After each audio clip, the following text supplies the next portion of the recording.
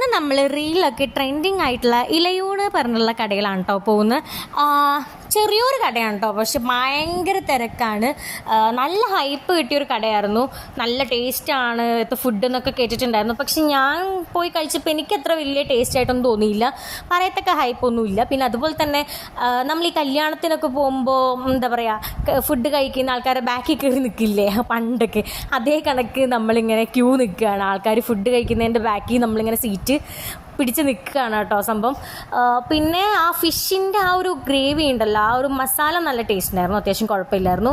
ബാക്കിയൊക്കെ ഒരു average type, അല്ലാണ്ട് വലിയ സംഭവമായിട്ടൊന്നും എനിക്ക് ഫീൽ ചെയ്തില്ല.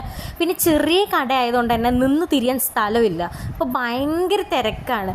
ചിലപ്പോൾ അതുകൊണ്ടൊക്കെ ആയിരിക്കും ആൾക്കാരിങ്ങനെ ഇടിച്ചു കയറി വരുന്നത്. ഞങ്ങളും അത് കണ്ടപ്പോൾ ഇത്രയും തിരക്കല്ലേ, അപ്പോൾ നല്ല കടയായിരിക്കും, നല്ല ടേസ്റ്റ് ഉണ്ടാവും എന്നൊക്കെ വിചാരിച്ചാൽ കയറിയത്. പക്ഷേ ഒരു ആവറേജ് ഒരു കട, അത്രയേ ഉള്ളൂ കേട്ടോ. അപ്പോൾ ഇന്നത്തെ വീഡിയോ ഇത്ര ടാറ്റാ.